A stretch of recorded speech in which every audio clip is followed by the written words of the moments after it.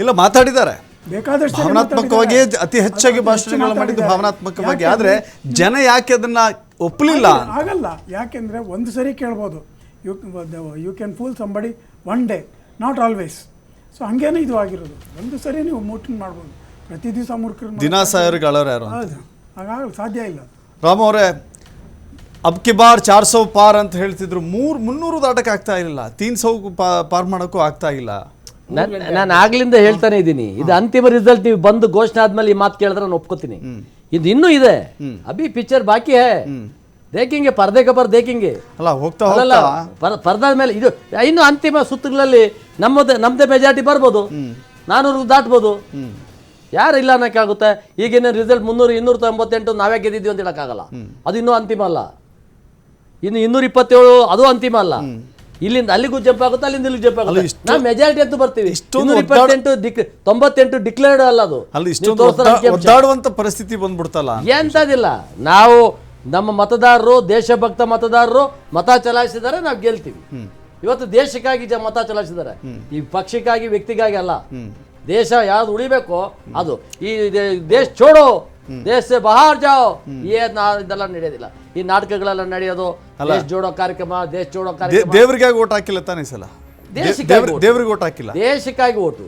ದೇವರಿಗೆ ದೇಶ ಅನ್ನೋದು ದೇವರಂತ ಒಪ್ಕೊಳ್ಳೋದಾದ್ರೆ ದೇವರ. ಈ ಬಾರಿ ದೇವದೂತರು ಎಲೆಕ್ಷನ್ ನಿಂತ್ಕೊಂಡಿದ್ರಲ್ಲ, ಆ ಕಾರಣ ಇಲ್ಲ, ನಾವು ಅದನ್ನ ಹೇಳೋದಿಲ್ಲ. ದೇವದೂತರು ಅಂತಕ್ಕಂಥದ್ದು ಅವ್ರವ್ರ ಭಾವನೆಗೆ ತಕ್ಕಾಗಿರ್ತದೆ. ನನ್ನನ್ನು ಕೆಲವರು ಒಳ್ಳೆ ರೀತಿಯಲ್ಲಿ ನೋಡ್ತಾರೆ, ನಾನು ದೇವ್ರ ತರ ಕಾಣಿಸ್ತೀನಿ. ಇನ್ ಕೆಲವ್ರಿಗೆ ರಾಕ್ಷಸ ರೂಪದಲ್ಲಿ ನೋಡ್ತಾರೆ, ರಾಕ್ಷಸ ಅಂತರ ಕಾಣಿಸ್ತೀನಿ. ನಾನು ಜಾಸ್ತಿ ಮಾತಾಡಿದ್ರೆ ಜೋರ್ ಸೆ ಬಾತ್ ಕರ್ ರಹೆ ಚೀನಾ ರಾಮೋಜಿ, ಕ್ಯಾ ಬಾತ್ ಕರ್ ರಹೆ? ಅರೆ ಬಾತ್ ಕರ್ತಾ रहता है.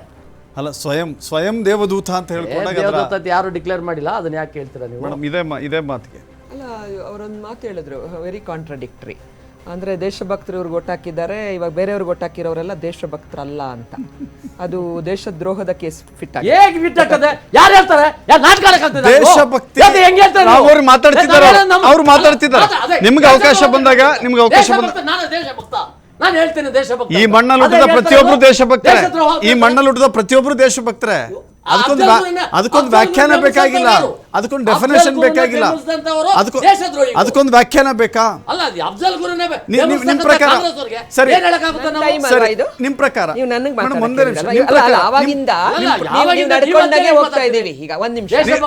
ಒಂದೇ ನಿಮಿಷ ತೇಜಸ್ವಿ ಮೇಡಮ್, ಒಂದೇ ನಿಮಿಷ. ಕಾಂಗ್ರೆಸ್ ಅಪಮಾನ ಆಗ್ತದೆ. ರಾಮ್ ಅವರೇ, ದೇಶಭಕ್ತಿ ಅಂದ್ರೆ, ದೇಶಭಕ್ತ ಅಂದ್ರೆ ನಿಮ್ ಪ್ರಕಾರ ಏನು? ದೇಶಭಕ್ತ ಅಂದ್ರೆ ದೇಶವನ್ನ ನನ್ನದು, ನನ್ನ ತಾಯಿ ಅಂತ ಪ್ರೀತಿಯಿಂದ ಕಾಣ್ತಕ್ಕಂಥವ್ರೆ ದೇಶಭಕ್ತ. ಅಂದ್ರೆ ಬಿಜೆಪಿ ಓಟ್ ಹಾಕೋರೆಲ್ಲ ದೇಶಭಕ್ತರು. ಈಗ ದೇಶಭಕ್ತರಂತ ದೇಶಭಕ್ತರಲ್ಲ, ಬಿಜೆಪಿ ಓಟ್ ಹಾಕೋರು ದೇಶಭಕ್ತರೇ. ಬಿಜೆಪಿ ಓಟ್ ಹಾಕಿಲ್ಲ ಅಂದ್ರೆ ದೇಶಭಕ್ತರೇ. ಹೌದು, ದೇಶಭಕ್ತರು ಇರ್ತಾರೆ. ಆದ್ರೆ ಕೆಲವು ಅಫ್ಜಲ್ ಗುರು ಅಂತ ಬೆಂಬಲ ಕೊಡ್ತಾರಲ್ಲ ಈ ಕಾಂಗ್ರೆಸ್ ಅವರು, ಅವ್ರನ್ನೇನಂತ ಕರಿಬೇಕು? ನೀವೇನ್ ಹೇಳಿದ್ದೀಗ? ಬಿಜೆಪಿಗೆ ಓಟ್ ಹಾಕಿಲ್ಲ ಅಂತ ಹೇಳಿದ್ರೆ ದೇಶಕ್ಕಾಗಿ ಯಾರು ಮತ ಚಲಾಯಿಸ್ತಾರ ಅವರು ದೇಶಭಕ್ತರು. ನಿಮ್ಮ ದೇಶಕ್ಕಾಗಿ ಮತ ಚಲಾಯಿಸ್ತಕ್ಕಂಥ ನಾಯಕತ್ವ ನಮ್ಮದು. ನಮ್ಮ ನಾಯಕತ್ವದಲ್ಲಿ ನಾವು ದೇಶಕ್ಕಾಗಿ ರಕ್ಷಣೆ ಮಾಡ್ತೀವಿ. ಕಾಂಗ್ರೆಸ್ ಡಬಲ್ ಗೇಮ್ ಮಾಡಲ್ಲ.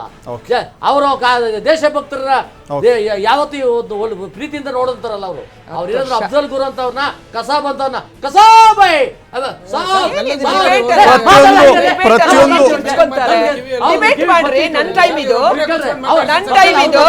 ತೇಜಸ್ವಿ ಮೇಡಮ್,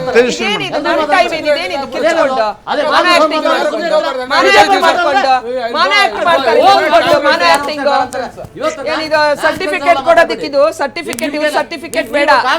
ರಾಮ್ ಅವರೇ, ನಿಮ್ಮ ಅವಕಾಶ ಇದ್ದಾಗ ಮಾನ ಆಕ್ಟಿಂಗ್ ಎಲ್ಲ ಮಾಡಬೇಡಿ, ಅವ್ರೊಬ್ಬರನ್ನೇ ಕೂರಿಸ್ಕೊಳ್ಳಿ. ನನ್ನ ಟೈಮ್ ನಿಮ್ಮ ಅವಕಾಶ ಇದ್ದಾಗ ನೀವು ಮಾತಾಡಿ.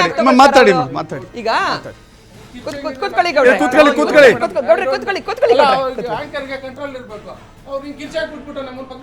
ಮಾನ ಆಕ್ಟಿಂಗ್ ಎಲ್ಲ ಮಾಡೋ ಅವಶ್ಯಕತೆ ಇಲ್ಲ. ರಾಮುಲವರ ವಿಷಯ ಕೂತ್ಕೊಳ್ಳಿ, ನೀವು ಕೂತ್ಕೊಳ್ಳಿ. ಅದೊಂಥರ ಇದಾಗುತ್ತೆ.